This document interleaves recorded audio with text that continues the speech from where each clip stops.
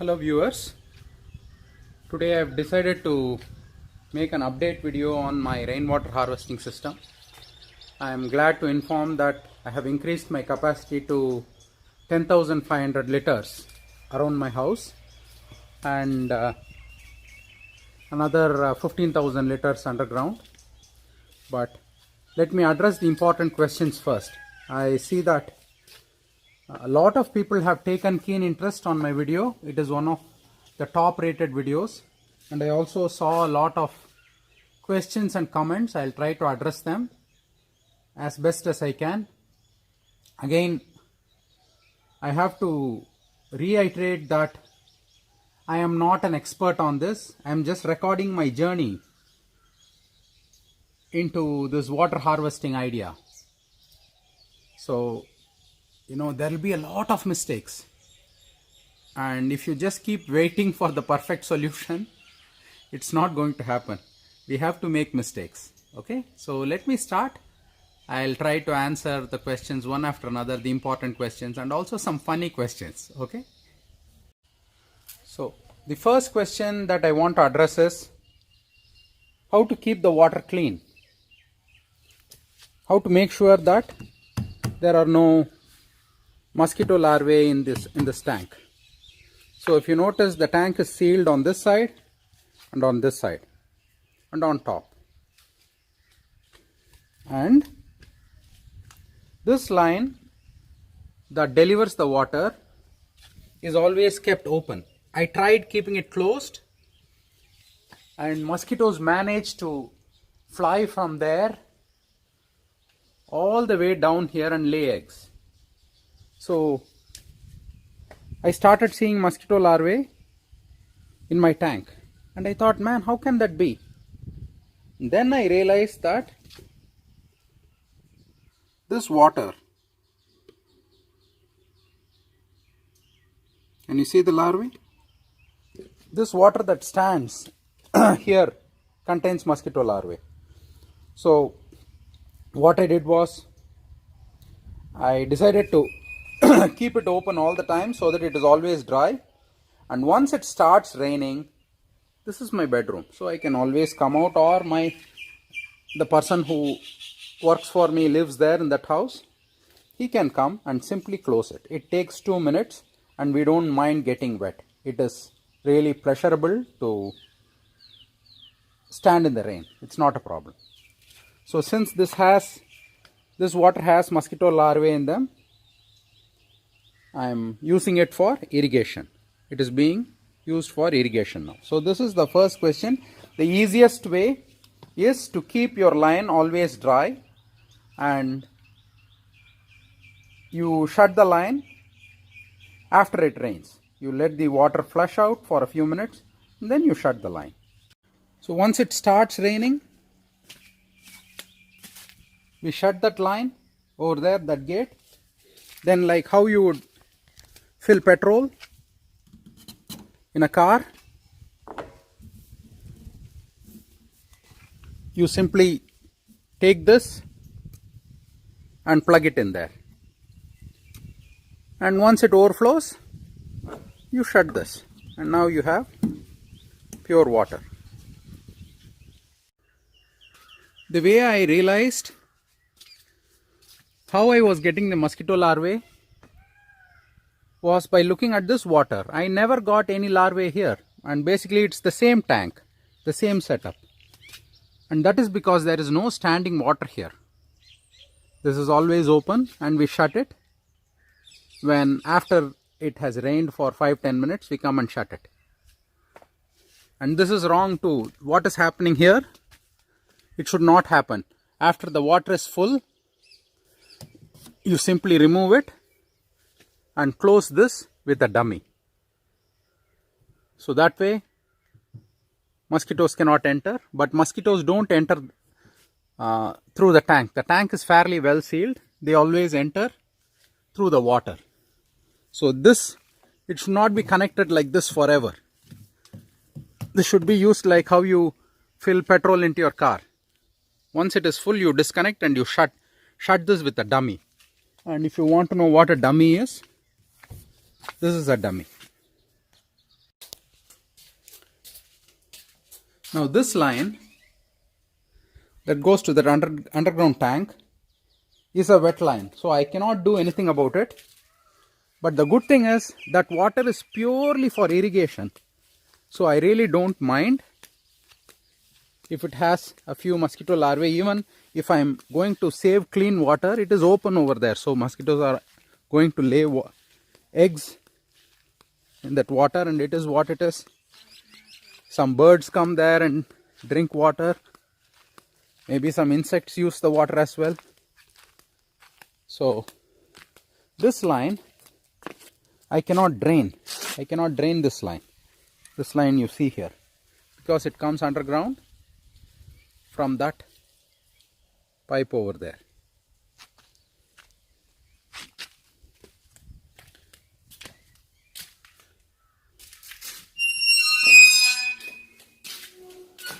The water collects here and we use it only for irrigation, so there is no problem. As you can see, it has collected a lot of dust over the past few years, and we always keep this closed so that no big mammal enters it.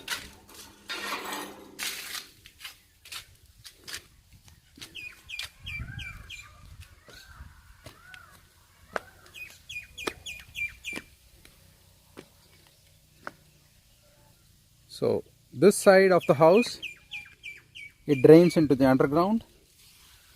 That side of the house, it drains into the tank.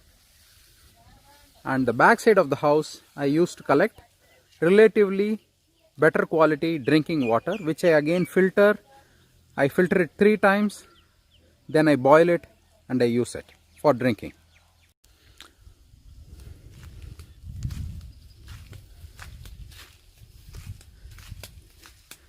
If you notice this structure, the structure that has the underground tank, this was an old diesel engine shed.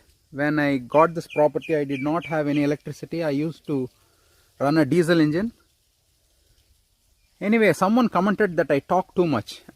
I don't know how to communicate without talking. So if you think that I talk too much, just click the X button on top of it and watch the next video. Maybe they don't talk as much as I do. Anyway, so what I'm doing is I'm not wasting any roof surface. So I collect this water as well. And here again you can see that it is open. Wherever I can keep it open, I keep it open, so that I avoid mosquito larvae. But it's a moot point because this tank is already open. So I might as well keep it closed. But peacocks and other birds come and dance here in the evening, and sometimes they poop. So I don't want to collect all that poop, even though it may be good manure. Anyway, it is what it is. You can keep it open or closed. This kind of line that you use to collect only irrigation water or water that you use for farming purposes. This is my bore. This was my primary supply of water, but I've decided to slowly move away from this bore because it gives me so much trouble. It is simply not worth just hanging on to it.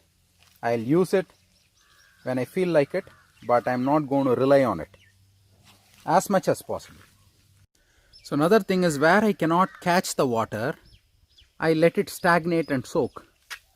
See, this roof and this roof, I'm not catching the water yet. If I want, I can catch it, but that water runs off here next to the papaya tree and it starts filling up this trench. Do you see the trench?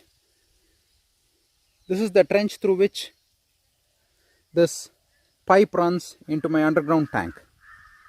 So I use the same trench to soak the soil with water. So this water will come and stagnate here, and there is no problem with stagnation because within a day or so that water will be absorbed. So the point is, if you cannot catch it where it falls, at least let it stand. Don't let the water run away quickly.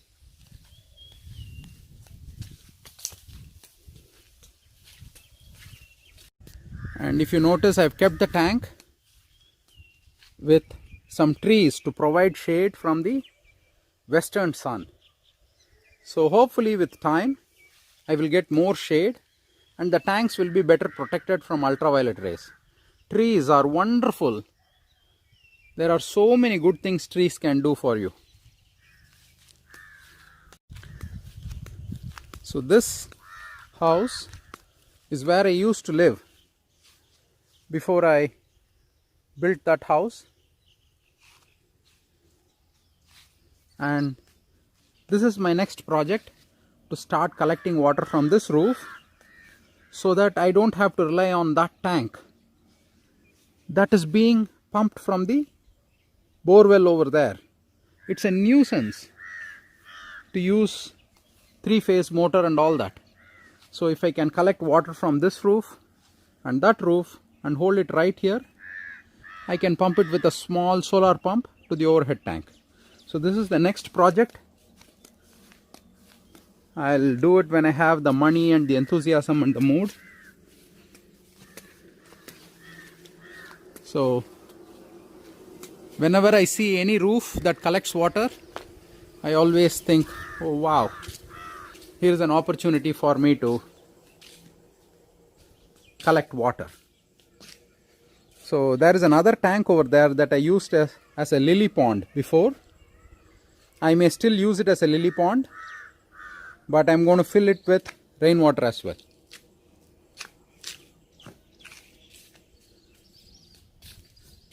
Right now all the water falls here from the roof,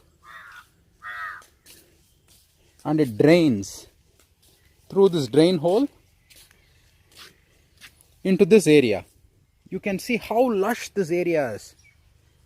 Can you see it? Because soil is the biggest tank that we can get. You see the difference between this area and that area. Can you see? That area and this area. The only reason is this place is like a sponge. It has soaked water. I'm sure it has a few 100,000 liters of water right now. Even though it is not raining and it is dry, it has so much water stored. Okay, now for the questions and comments. The first question that comes to my mind is, how much did it cost? I really do not know, because I do not calculate all these things. It's like trying to find out how much my t-shirt costs or how much my towel costs. I have to have it no matter how costly it is. I can guarantee you that it did not make me go hungry for a week or a day. It is not that costly. Trust me, if you have a ordinary cell phone, you can afford this. It's water. So I don't know how much it costs, and it doesn't matter how much it costs. It is water, and if you don't have water, you can't drink money. Okay? And it's not going to make you break your bank and make you go broke.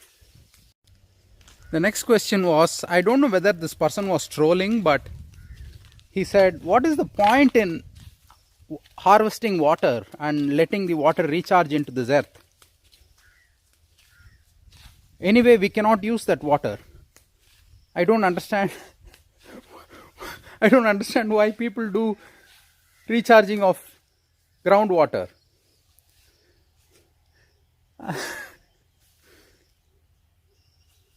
I'm not even, it's all right for people to have all kinds of opinions like that. But what scares me is that that person has a vote. That person participates in the decision of my future. So I don't know, democracy is highly flawed when you have a lot of dumb voters. So I've answered that question. I don't know, maybe he was trolling, maybe he was asking me a sincere question, but it is scary to think that there are people like that. See, this is what I mean. Whenever you see any surface, don't just let the water run off. Try to collect it, and if you cannot collect it, try to at least make it stand in your soil for as long as you possibly can. The reason for that is, soil is the biggest water tank you can buy. and it can hold incredibly large amounts of water. And the good thing is, I have so many solar pumps that will pump water from the soil to the trees. It is called the tree. The tree uses the sun and it pumps water from the soil to the leaves and it produces food. So if you allow your soil to saturate with water, nature's own solar pumps will pump that water up and give you food. We need food to eat and live. So that is the point as to why we saturate the soil with water. So if that person was not trolling me, then here is the answer. Humans and all life forms need food. That is why you have to saturate your soil with water. And once in a while, if you are really in a crunch and you want water, if you dig a hole, you may find some water seeping in and you can use it. But humans have always used surface water. Historically, only in the past few hundred years, when we became technologically advanced, we started mining for water. But humans usually use water that is above the ground or little bit below the ground, and these solar pumps, nature's own solar pumps, use water that is in the soil. So whatever water you catch for yourself, and the rest you saturate the ground.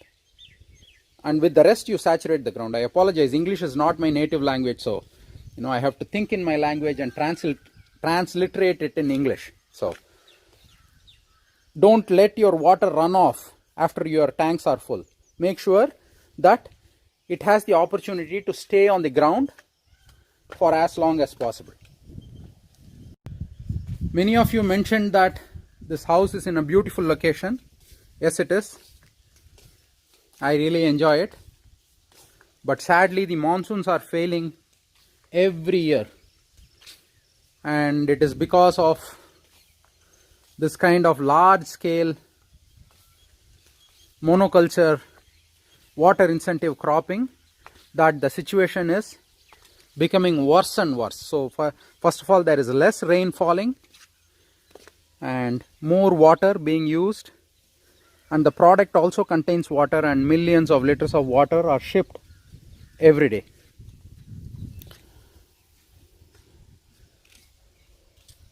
I do not want to say where I live because I don't want to reveal it. I don't feel comfortable, but yeah, it's a really beautiful place. I really like it. Even though it is my own place, I like it. Another thing I want to show is I always make sure my tanks get as much shade as possible. This is because I want to protect my tanks from the ultraviolet light that destroys plastic. And the last few questions and comments. People say that you are in a village, therefore you can do it. We in the city cannot do it. I have a home in the city as well. I collect rainwater, and my house is self-sufficient. When my city is going through a severe drought, Chennai, I have collected over 24 lakh liters of water and saturated my ground with water, and I have a little well and it supplies me with all the water I need. At least in the rural areas, there is a lot of water being used for agriculture. But in the cities, whatever water flows into the ground can be used by humans. So it is much easier to harvest and use water, groundwater, in the city than in rural areas, because there are so many thirsty organisms in rural areas, whereas in the city it is only this human animal that needs water. This is going to be another controversial question, and it's not controversial as far as I am concerned, but I'm just going to, most people don't like reality, but anyway, people say that I don't have enough space, I already live in a rented house, I don't have enough resources, which means money. I don't have enough money, what to do? The most powerful thing a resourceless person can do to improve his life is to not have children. So if you do not have enough resources, there is nothing wrong with not having resources. Life is like that. Life is not fair. But you have to learn to play the best game with the cards that have been dealt to you. The most powerful thing a poor person can do is to not reproduce. I know people are going to hate me for this, but it is what it is. I am telling you my honest opinion. If you don't have children, immediately your life improves. You don't have to spend as much. You don't have to be so stressed. And this is all good for you. And incidentally, it is good for the environment as well. So just let us do a mind experiment, a thought experiment. Let's say that I invite you to my house for dinner, but I myself do not have anything to eat. How can I invite you to my house for dinner? So imagine if I can't even invite you to dinner into my house if I don't have resources. How can I invite another life that I have to take care of for the next 20, 30 years? It is highly irresponsible. So, if you are in a city and you don't have enough space and you don't have enough resources, I would strongly request you to consider not reproducing. Actually, reproduction itself is overrated considering the fact that there are, 7 point so many billion of us, and forget about the world, we are almost 1/6 the world's population as Indians. So think about what we are doing. You can still have a very happy and fulfilling life even if you don't reproduce. Okay, the next comment was, I told the government cannot do anything, you have to take care of your own resources. And someone said that the government has all the money and they can buy you all the tanks and all that. First of all, this is under the assumption, people are making this statement under the assumption that the government has the intention to help people. So I challenge this postulate itself, this theory that the government is there to help people. I do not believe that. The government is there to run itself. The government has the job of surviving and existing. That is its job. Like any other organism, that tree doesn't want to help you. That tree just wants to live. That's all. The government is no different. So if you keep relying on the government, then good luck to you. The next thing is this whole idea of centralized storage and centralized supply itself is deeply flawed. It is unnatural. So imagine the water, it rains in the mountains, the water falls and it runs through all these villages and then goes 50-60 kilometers this side to a central tank, and from there again it is pumped back. How crazy is this? Why can't you use the water that falls from your rooftop here? There is a mini waterfall here. It makes no sense for the water to fall there, then run all the way 50-60 kilometers to the other side, and then again being pumped with pipes and all that, and then you have this municipality and panchayat office and all that, and so much corruption. It makes no sense. So if you have some money and some resources and some intellect, first try to satisfy your own needs. Don't rely on anybody for anything, because no one out there wants to help you. Even the tree doesn't want to help me. It just so happens that its existence is beneficial to me. This is how the whole world runs. So, if you want to wait for the government to help you, good luck to you. Meanwhile, I'm going to drink my own water. Then the last comment was about the way I dress. I dress in a shabby manner, so-called shabby manner, because I don't give a damn about what others think about me. I'm not trying to attract anyone. So it's all okay with me. I try to wear something that is comfortable. So anyway, I wish you all good luck. I hope the rains come soon, because it's been really bad for us so far. The climate is really beautiful, but climate does not, you can't drink climate. Trees cannot grow on climate. The weather is really good. Trees cannot grow on good weather. They need water. So I hope the rains come soon. If the rains don't come, at least I have some 25,000 liters of water to see me through the summer. All I need is 100 liters of water a day. So I have 250 days worth of water. So anyway, I wish you all well and thank you for the interest in my videos. Bye bye.